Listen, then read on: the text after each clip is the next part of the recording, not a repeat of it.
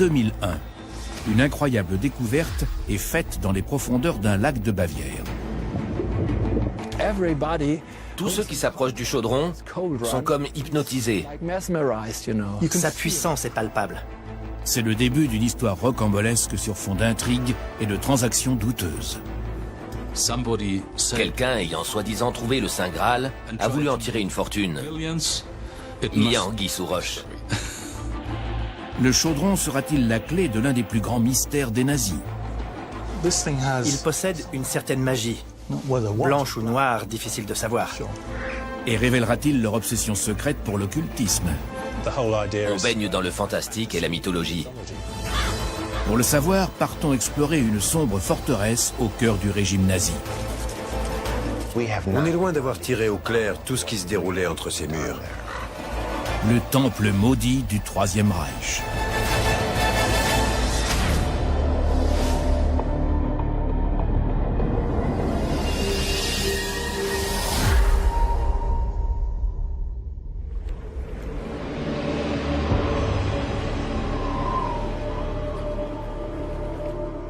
En 2001, ce lac allemand est le théâtre d'une étonnante découverte.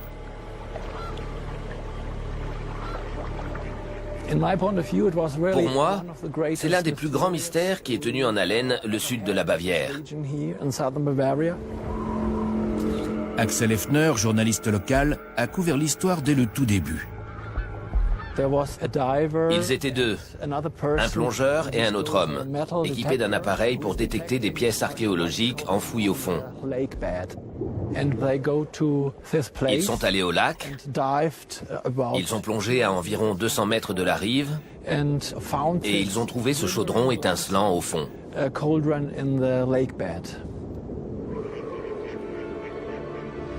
Voici le trésor remonté à la surface par les plongeurs. Le chaudron de Kim. Un objet extraordinaire. 10,5 kg d'or massif. Orné sur les deux faces d'énigmatiques figures en relief. Il sera présenté comme la découverte celte du siècle.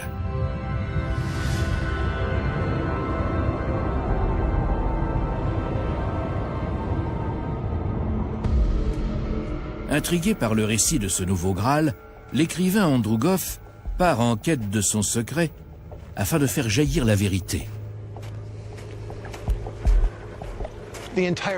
Toute l'histoire du chaudron et de sa découverte est ambiguë. Il le cherchait ou ça a été un hasard? Ils ont peut-être entendu parler de l'existence d'un trésor dans le lac. Les habitants du coin racontent qu'après la Seconde Guerre mondiale, des plongeurs ont exploré les profondeurs. Et ils racontent aussi que le chaudron avait pu être caché là par l'armée secrète des nazis.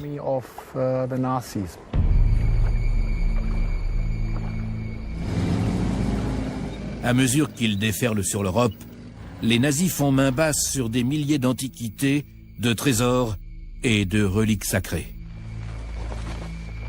Plus d'un cinquième des œuvres d'art du continent auraient ainsi été volées. Mais en 1945, les conquérants d'hier battent en retraite. Les jours du nazisme sont comptés. Dans le chaos général, ils cherchent à mettre leur butin à l'abri pour l'avenir, voire pour le Quatrième Reich. Du coup, ils cachent des objets d'art dans des grottes, ou même un chaudron au fond d'un lac.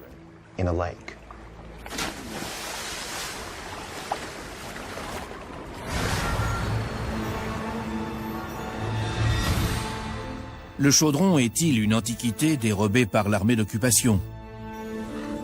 Sa découverte permettra-t-elle d'éclaircir le mystère de cette forteresse nazie?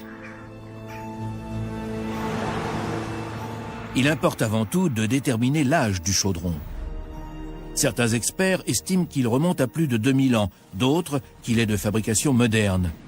Dès lors, qu'y croire? Kai Schmidt, marchand d'art spécialisé dans les antiquités depuis plus de 30 ans, s'est vite rendu compte qu'il avait affaire à une pièce exceptionnelle.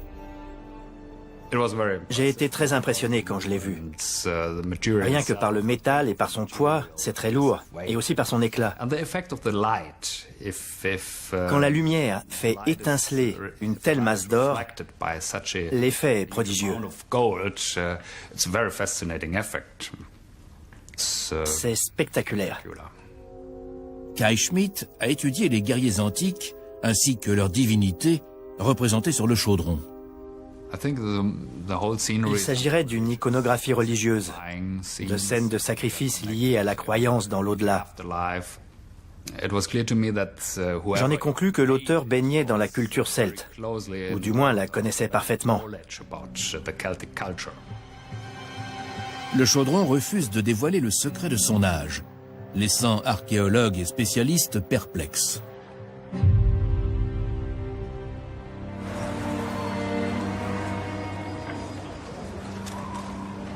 Une ressemblance frappante va toutefois permettre d'y voir plus clair.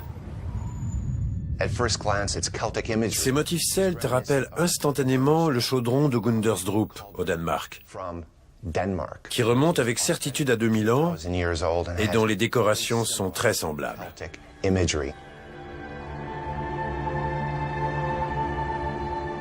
Exhumé d'une tourbière au Danemark en 1891, cet inestimable objet en argent était jusque-là considéré comme unique en son genre. On ne peut être qu'extrêmement impressionné et ému devant. C'est le récipient en argent le plus imposant et somptueux de la fin de l'âge du fer, avant l'arrivée de la culture romaine. Le chaudron allemand étant apparemment le jumeau du danois, c'est un véritable séisme archéologique qui va secouer la planète. Dans notre société moderne, où tout est prouvé, tout est étudié par la science, qui apporte des réponses et des solutions à tout, enfin, quasiment, cet objet jette un pavé dans la mare.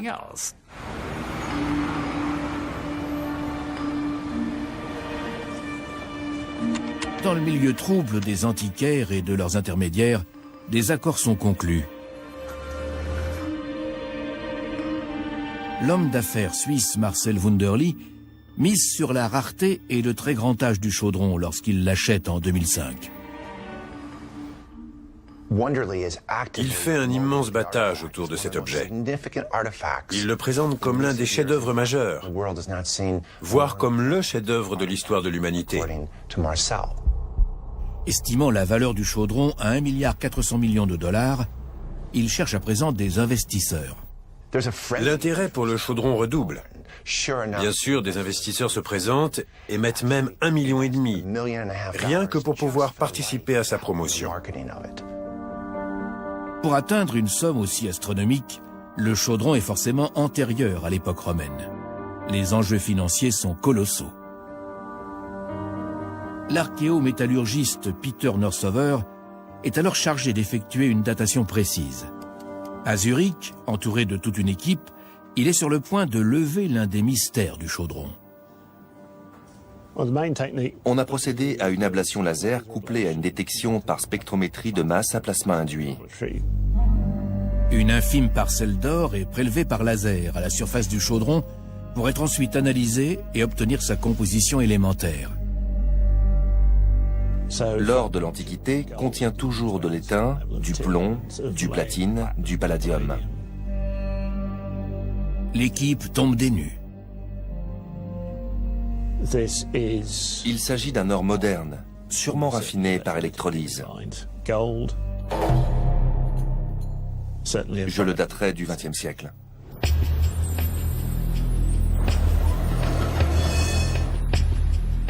En Suisse, Marcel Wunderli est mis en examen pour escroquerie et condamné à 3 ans de prison. Faisant partie des actifs de l'entreprise, le chaudron est saisi pour être déposé dans une chambre forte à Zurich.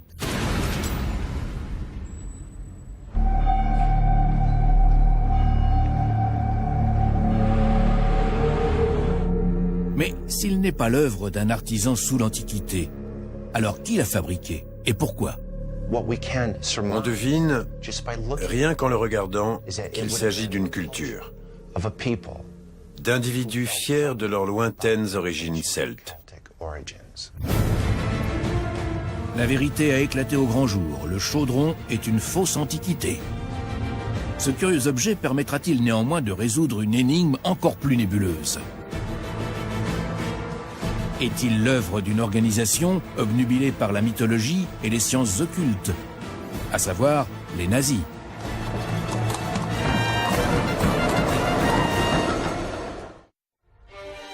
Ce chaudron et les représentations religieuses qui le décorent pourraient apporter un nouvel éclairage sur les nazis et leurs singulières croyances. Il appartient donc au patrimoine de l'un des régimes les plus odieux et les plus fascinants de l'histoire. Au cœur de ce régime, une puissante élite est soucieuse d'exalter la glorieuse histoire germanique.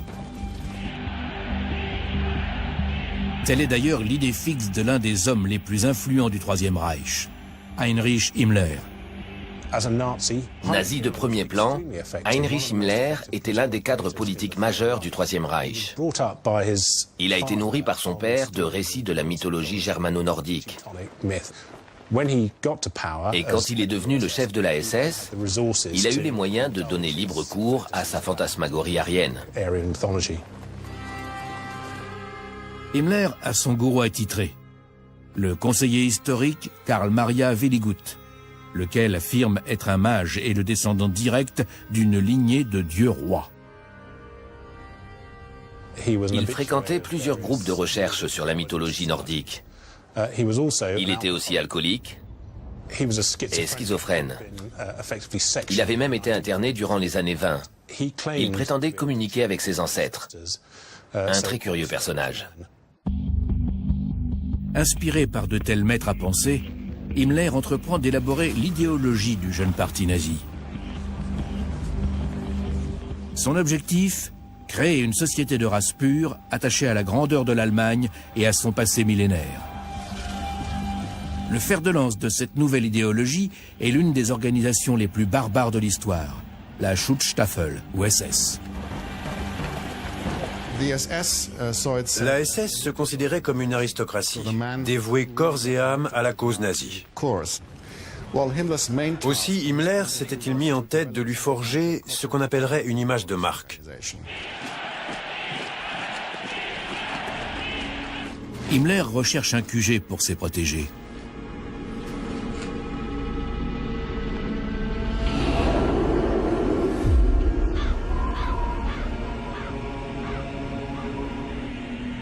En 1934, il jette son dévolu sur une forteresse isolée et imprégnée de légendes, où résonnent encore procès en sorcellerie, torture et exécution.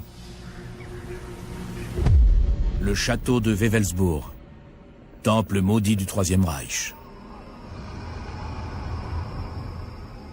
Son passé est sinistre. Son histoire moderne l'est tout autant. Et on est loin d'avoir tiré au clair tout ce qui se déroulait entre ces murs. Quel est le lien entre un chaudron retrouvé au fond d'un lac et le mystérieux château de Himmler? Au printemps 2011, le journaliste suisse Luc Burgin publie un scoop dans son magazine Mysteries. Il révèle que des effets personnels de Himmler auraient été retrouvés dans un grenier en Allemagne. Et parmi eux, des documents officiels du régime nazi.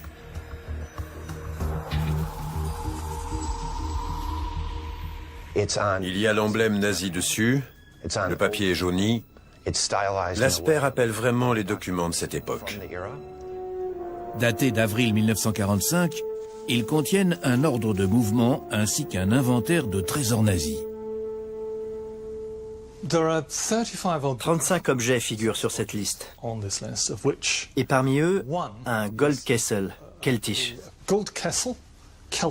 C'est-à-dire un chaudron en or de style celte. L'inventaire réserve une autre surprise. Il est écrit noir sur blanc pour la première fois que le chaudron de Kim se serait retrouvé dans la forteresse de Himmler. Le château de Wewelsburg. Ce ne serait guère étonnant que cet objet y ait séjourné un certain temps.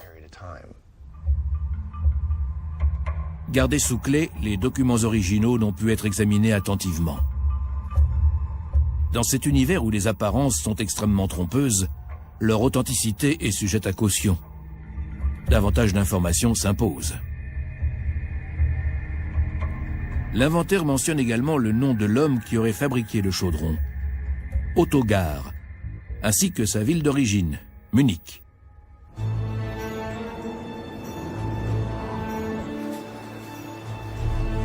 Andrew Goff s'est rendu dans la capitale bavaroise afin de vérifier la véracité de ces indications.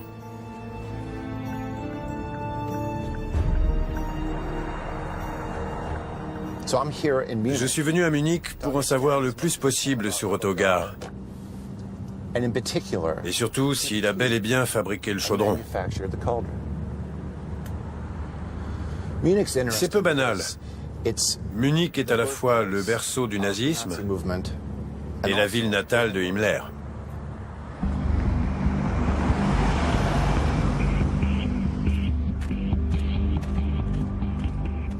Les Hayden sont une dynastie de joailliers ayant pignon sur rue en plein cœur de la ville. Selon des journalistes allemands, le chaudron serait sorti de leurs ateliers dans les années 20 ou 30. Et Max Hayden a déjà mené sa petite enquête là-dessus. Il est persuadé que le chaudron est l'œuvre de l'homme cité dans l'inventaire, Ottokar. Ça, c'est le Who's Who des orfèvres munichois. Monsieur Gar appartenait à la guilde des orfèvres et il en a fait partie jusqu'à sa mort. Il était l'orfèvre du NSDAP. Le NSDAP, ou parti nazi, est en pleine expansion dans le Munich des années 20, lorsque l'orfèvre en rejoint les rangs. Ottokar deviendra la coqueluche de la SS et lui fabriquera ses célèbres anneaux à tête de mort. Et Max Hayden pense avoir d'autres éléments qui permettent de relier Ottokar au chaudron. Sa famille a souvent évoqué un certain rendez-vous entre l'orfèvre et le chef d'atelier des Hayden, Alfred Nutz. Monsieur Gar, qui travaillait surtout pour l'argent, lui a demandé comment faire pour 10 kilos d'or. D'après lui, Ottokar aurait utilisé de l'or provenant d'une usine chimique qui appartenait à un riche donateur du parti nazi, Albert Pitsch.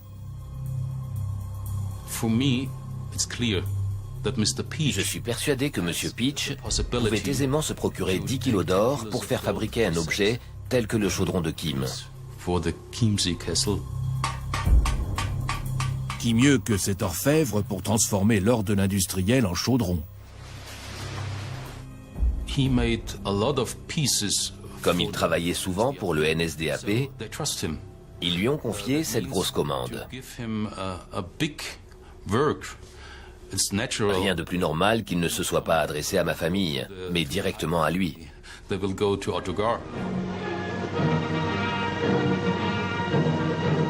Mais pourquoi Ottokar aurait-il fabriqué ce chaudron pour Albert Pitsch?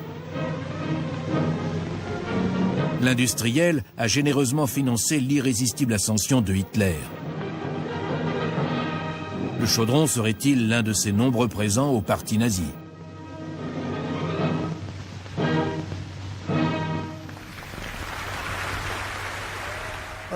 C'est toute la politique du renvoi d'ascenseurs. On offre des cadeaux importants à des gens importants pour acquérir plus d'importance.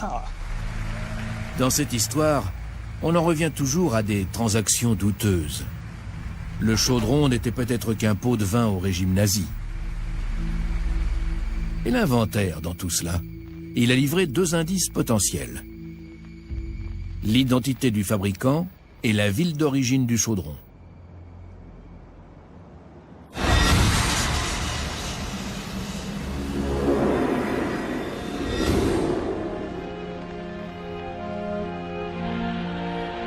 Mais pourquoi le parti nazi aurait-il fait fabriquer un pseudo-chaudron celte? En 1929, la SS compte moins de 300 membres. Fin 1939, ils sont plus de 200 000 adeptes convaincus.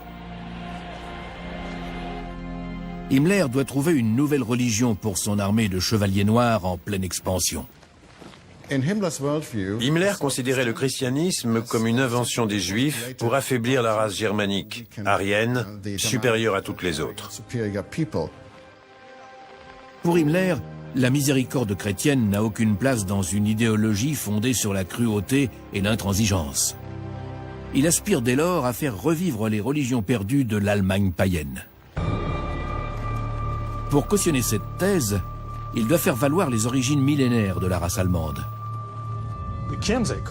Le chaudron a sa place toute trouvée. Il y a un ingrédient incontournable quand on établit une religion en carton-pâte. Cet ingrédient, c'est une liturgie et des objets liturgiques. Himmler, son gourou Willy Gutt, ainsi que des officiers supérieurs de la SS, s'attellent à réécrire l'histoire allemande pour servir leurs propres intérêts. En 1935, Himmler fonde un institut de recherche, l'Ahnenerbe. Par le biais de cet institut, il rassemble de quoi donner une autre version de l'histoire, où le peuple germanique jouerait un rôle central, et il s'efforce de conjuguer la science et la mystique. Cette société pour la recherche sur l'héritage ancestral multiplie les publications et les films qui relatent les découvertes d'expéditions menées dans de lointaines contrées telles l'Islande ou le Tibet. Ils parcourent la planète à la recherche de preuves des racines nordiques et aryennes du peuple allemand.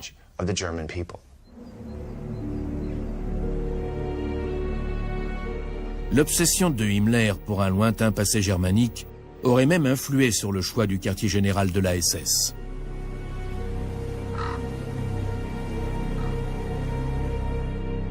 On raconte que son conseiller mystique lui aurait recommandé le château de Wewelsburg, car la région est très présente dans l'histoire et le folklore allemand. Les environs de Wewelsburg sont chargés d'histoire. C'est la terre des héros. Mais il y a encore autre chose qui a attiré Himmler.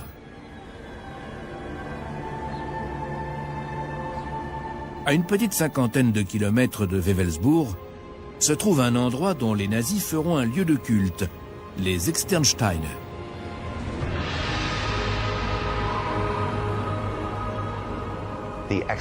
Cet endroit possède des temples païens, ainsi que des peintures et des gravures sur pierre, vieilles de presque 1000 ans, qui représentent Irminsul, l'un des symboles les plus vénérés par les anciens peuples germaniques. Irminsul, l'arbre sacré, ou la puissante colonne de l'Allemagne païenne.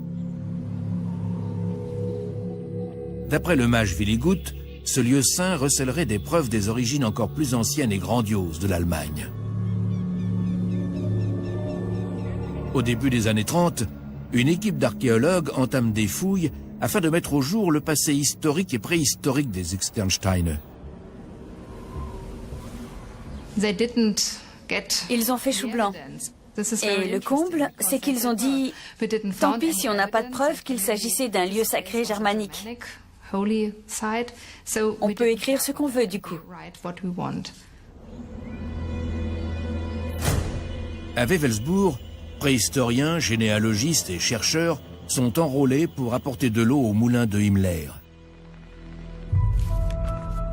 À en croire l'inventaire, le chaudron remplissait lui aussi une fonction précise. Le chaudron de Kim était absolument l'objet idéal, avec ses motifs antiques, celtes, ariens, toute cette iconographie qui faisait vibrer Himmler. Mais quel rôle le chaudron jouait-il donc à Wewelsburg? Était-il le saint Graal de ce Camelot noir? Il possède une certaine magie, blanche ou noire, difficile de savoir.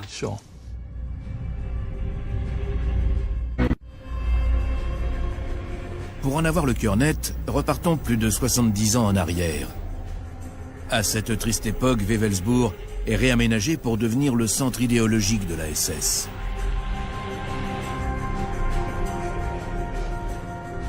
Himmler et ses architectes caressent alors un objectif extrêmement ambitieux. faire du château le centre du monde nazi. On voit ici, sur l'écran, les plans dessinés par Himmler pour le château. Après avoir gagné la guerre, les nazis auraient enfin pu édifier leur Vatican nordique. Au cœur de cette vaste cité SS, une forteresse en 3/4 de cercle, dotée de 18 tours et ceinte de 18 mètres de murailles. Le château actuel n'est qu'une infime partie de la gigantesque construction circulaire qui devait être érigée et qui, à mon avis, allait faire au moins 1 kilomètre de diamètre. Pour réaliser ce projet pharaonique, Himmler a besoin d'ouvriers. À l'époque, Agnes Büttner était écolière et habitait le village de Wewelsburg. Il devait porter de lourdes pierres sur les épaules et marcher en file indienne, en chantant. Mais ils étaient toujours surveillés par 2 soldats avec des chiens. On n'avait même pas le droit de leur donner du pain beurré, mais on le faisait malgré tout en cachette, pour qu'ils aient de quoi manger.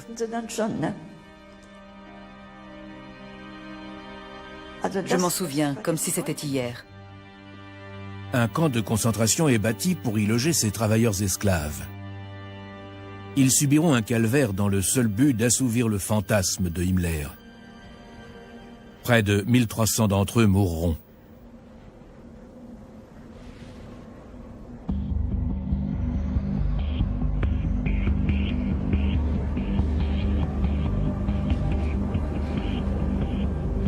D'abord centre idéologique des officiers de la SS, Wewelsburg voit progressivement son rôle se modifier. Le château accueille désormais des cérémonies, mariages aux accents païens ou baptêmes résolument non chrétiens, sous la houlette du grand prêtre Willigut. Tandis que Noël est remplacé par des célébrations du solstice d'hiver à la lueur de torches. À l'abri derrière ces 4 murs, Himmler peut s'adonner à son obsession. À Wewelsburg, Himmler concrétise certains de ses rêves extravagants. Il renoue avec ses idéaux de jeunesse, il revisite les sagas d'un monde médiéval, d'un monde germanique perdu. Un vrai terrain de jeu, en somme. Himmler remplit Wewelsburg de reliques et d'objets à la gloire de la culture germanique.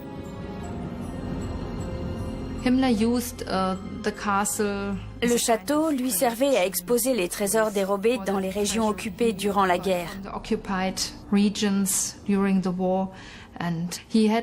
Et il avait accumulé énormément de toiles, de tapisseries, de tapis. C'était un peu sa salle du trésor personnel. Le Reichsführer n'est pas le seul nazi à avoir mis la main sur des objets d'art et des antiquités.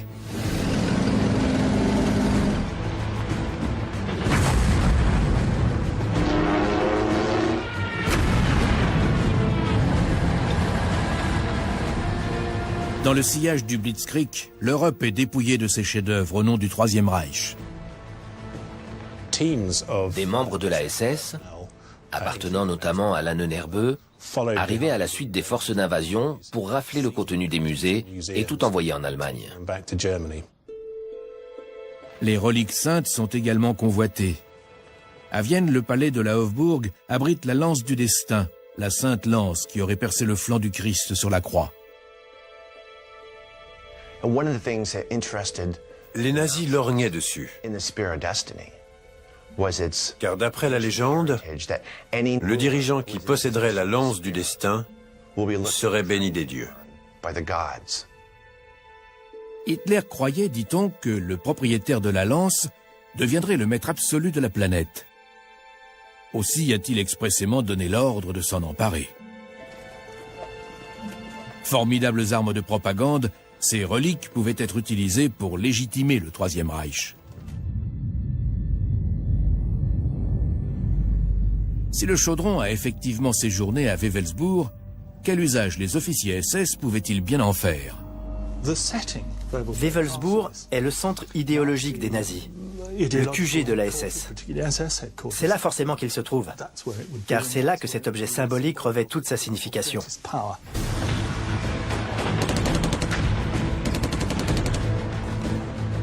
1941. La SS, l'ordre des loyaux chevaliers de Himmler, conquiert la planète. Le Reichsführer a désormais les coudées franches pour transformer Wewelsburg à sa guise. Himmler cherchait à former un ordre de chevalerie, à l'instar des Templiers ou de l'ordre teutonique. Il voulait transmettre leurs valeurs à la SS.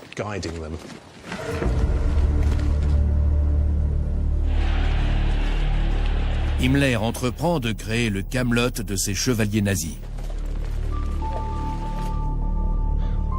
De nombreuses pièces portent désormais le nom d'un héros chevaleresque de jadis, tel le roi Arthur. Le Saint des Saints est une salle en pierre où les plus hauts dignitaires de la SS devaient se réunir. Voici le hall des dirigeants suprêmes. C'était l'ancienne chapelle du château. Il a été construit dans un style médiéval et possède 12 colonnes. On ne sait pas vraiment pourquoi Himmler a choisi le nombre 12. Mais on pense qu'il s'est inspiré du roi Arthur et de ses 12 chevaliers, car il voulait rassembler ici la fine fleur de la SS. On suppose même qu'il y aurait fait spécialement installer une table ronde en chêne. Mais apparemment, l'engouement de Himmler pour la légende arthurienne ne s'arrêtait pas là. Il s'est lancé à son tour en quête du Saint Graal, la coupe utilisée par Jésus lors de la scène à laquelle on prête des pouvoirs miraculeux. Himmler faisait une fixation sur le Graal, qui lui permettrait, pensait-il, de confirmer les origines germaniques de son peuple. Il recrute Otto Rahn, un archéologue à la Indiana Jones. Celui-ci aura beau passer les Pyrénées au peigne fin pour y retrouver le calice sacré, il rentrera à Wewelsburg les mains vides. Le chaudron de Kim et ses motifs païens a-t-il été un Graal de substitution? Quand on fabrique un tel objet, c'est forcément pour l'utiliser en public. C'est un symbole de puissance. On ne le pose pas sur un buffet chez soi, on l'expose au regard. Pour moi, cet objet était la pièce maîtresse de rituels plus ou moins publics, voire secrets. En tout cas, il servait pour les grands-messes nazis. Déterminé à immortaliser son Camelot, Himmler décide de construire une crypte.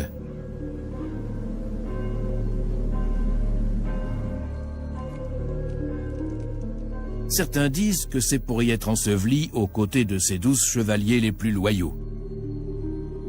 Ici, dans le royaume des morts. Nous voici dans la crypte.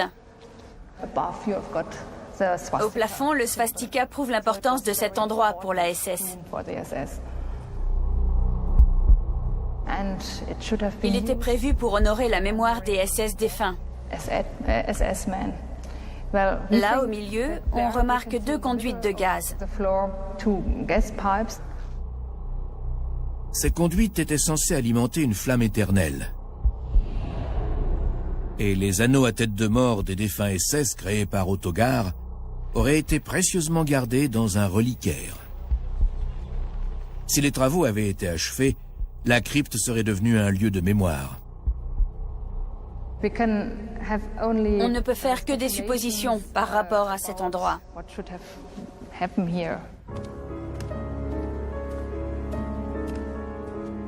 L'historien Peter Langerich a beaucoup écrit sur Himmler et Wewelsburg. Il sait que séparer la réalité de la fiction n'est guère chose facile. Les gens aiment à croire que derrière l'histoire de la SS s'en dissimule une autre. Qu'ils avaient des cultes mystérieux, des rituels à eux, voire un code secret. Et bien sûr qu'il suffirait de déchiffrer tous ces éléments pour découvrir cette histoire parallèle, tenue cachée. Au lendemain de la guerre, l'ampleur de l'obsession de la SS pour l'occultisme est apparue au grand jour. Des rumeurs de rites sataniques à Wewelsbourg, voire de sacrifices humains, sont allées bon train. Mais les historiens s'inscrivent en faux.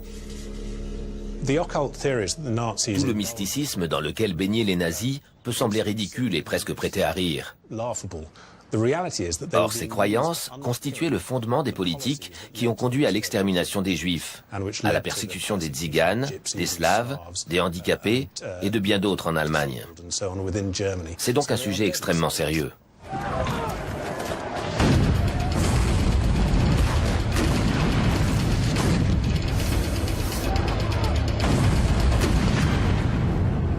Tandis que la guerre se poursuit, le chantier de Wewelsbourg est progressivement interrompu. En mars 1945, les nazis et leur ignoble vision du monde sont au bord de la défaite. Wewelsbourg est menacé. Himmler veut s'assurer que tout ce qui s'y est déroulé et que tout ce qu'il contenait restera à jamais secret. Le trésor du château va prendre la route. Tout ce qui n'aurait pas été évacué dans les jours ou les semaines précédents, et qui est certainement parti vers le sud, aurait été pillé dès le départ des Allemands du château. C'est tout à fait vraisemblable qu'un objet comme le chaudron ait entamé un périple. Il est facile à transporter et il vaut une fortune. La citadelle sacrée de Himmler ne doit surtout pas tomber aux mains de l'ennemi. Comme Himmler avait donné l'ordre de dynamiter Wewelsbourg, l'un de ses officiers, Heinz Macher, est donc venu poser des charges explosives dans le château. Une fois les lieux vidés, le signal est donné.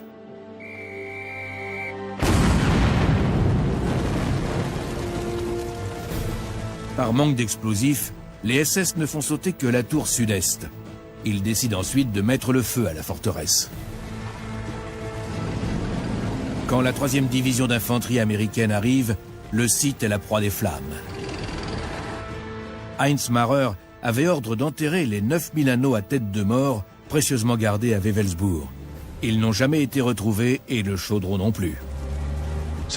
On sait certaines choses sur le chaudron, mais on ignore toujours comment et pourquoi il a fini dans un lac de Bavière.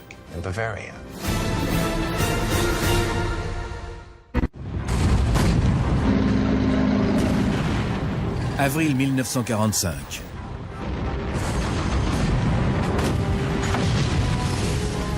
En Europe, la victoire finale se profile pour les Alliés. Les nazis sont pris en tenaille. Le rêve de Himmler a été réduit en cendres. Les Soviétiques arrivent par l'Est, les Britanniques, les Américains et les Français par l'Ouest. L'Allemagne est en pleine débâcle. Les trésors accumulés dans les bastions nazis durant les 6 années de guerre partent pour d'autres destinations. Certains sont cachés, d'autres servent de monnaie d'échange. L'art contre la liberté. Des jusqu'au-boutistes mettent cap au sud pour tenter un baroud d'honneur. Himmler et d'autres sont du coin. Voilà pourquoi ils vont là-bas. Et parallèlement, tous les trésors convergent vers le sud. Ils sont flanqués dans des puits de mines, cachés dans des mines de sel, jetés dans des lacs. Des tas de choses ont atterri là-bas. Et bien sûr, beaucoup d'or, d'argent et d'objets précieux. Le chaudron a peut-être connu le même destin que tous les trésors nazis à la fin de la guerre. Mais comment a-t-il fini au fond d'un lac ? L'ordre de mouvement retrouvé dans le grenier nous en dira peut-être plus long. Partons du principe que ce document est authentique. Il nous dit que vers le 14 ou le 15 avril 1945, le chargement, y compris le chaudron, est parti d'Augsbourg, au nord-ouest de Munich, pour faire route vers le nord, bien entendu, et arriver à Strakonitz. Selon ces documents, un officier SS dont on sait peu de choses, Hans-Joachim von Alten, avait pour mission de mettre discrètement le chaudron à l'abri en Bohême. À partir de photographies aériennes d'époque, Chris Going refait l'itinéraire prévu pour le convoi von Alten. la ville de Landshut attire tout particulièrement son attention. Sur cette photographie, qui a été prise le 17 avril 1945, on voit Landshut et l'intensité des bombardements saute immédiatement aux yeux. Landshut, une ville stratégique qui a scellé le sort du chaudron. 2 ponts enjambent la rivière, d'où le risque d'un énorme engorgement ici. Les Alliés progressant de tous côtés, le convoi von Alten est contraint d'arrêter sa mission. Il n'ira pas en Bohême. Et il confie probablement son trésor aux Nibelungen, une division SS nouvellement créée avec les cadets et les officiers d'un centre de formation. Il y avait sûrement d'autres unités SS dans le coin. Mais je penche pour les Nibelungen. Ce sont eux les suspects numéro 1. Himmler a baptisé cette division d'irréductibles du nom des gardiens d'un trésor mythique dans un poème médiéval.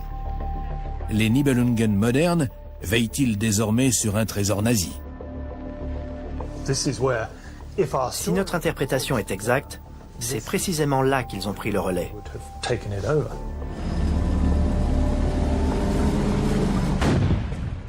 À mesure que les Alliés progressent, les Nibelungen se sont probablement repliés sur le réduit alpin au sud, où beaucoup espéraient livrer un baroud d'honneur. Le 2 mai 1945, les vestiges de la division sont proches des rives du lac dans lequel le chaudron sera retrouvé, près de 60 années plus tard. L'ont-ils jeté dans les eaux sombres afin que l'ennemi ne puisse jamais mettre la main sur leur Saint Graal? N'oubliez pas que les Nibelungen comptaient des purs et durs dans leur rang. Je suis persuadé que le chaudron leur avait été confié et que certains d'entre eux ont voulu le mettre hors d'atteinte. Ils ne s'intéressaient pas à sa valeur marchande, mais à sa portée symbolique. Voilà pourquoi il a fini dans le lac. Les nazis ont enfin été vaincus, ainsi que l'idéologie de suprématie germanique prêchée par Himmler dans son temple maudit.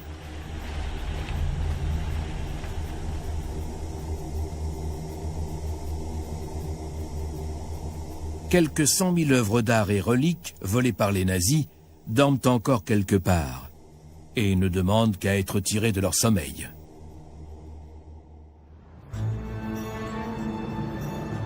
Dans cette histoire où se mêlent tromperies, secrets et hypothèses, rien n'est vraiment certain. Mais au bout de 10 années sous le feu des projecteurs, le chaudron a peut-être enfin révélé certains de ses secrets. On sait que cet objet constituait un présent idéal pour les nazis. S'ils l'ont reçu en cadeau, ils l'ont en toute logique apporté à Wewelsburg. Et on sait aussi que le 2 mai 1945, les Nibelungen étaient acculés sur les rives du Kim. À ce jour, on ne dispose que de preuves indirectes, aussi convaincantes soient-elles. Les documents retrouvés dans le grenier ne sont toujours pas consultables, et aucun historien ou scientifique ne peut avoir accès au chaudron pour approfondir l'enquête.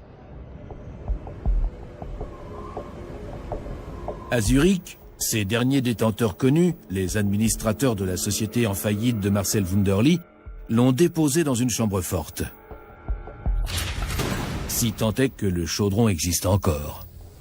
S'il a été remis à la fonte et vendu pour en faire des bijoux, des tas de gens portent peut-être des fragments du chaudron de Kim à l'heure où je vous parle. Là, il connaît une sorte d'éclipse. Il est au placard, si j'ose dire. Il réapparaîtra peut-être, mais pour l'instant, il est caché, comme durant 50 ans après la guerre. Le chaudron refera peut-être surface pour apporter des réponses définitives à cette lancinante énigme. Le mystère restera peut-être entier à jamais. Qui sait? Et c'est fascinant. Il y en a si peu dans le monde où on vit.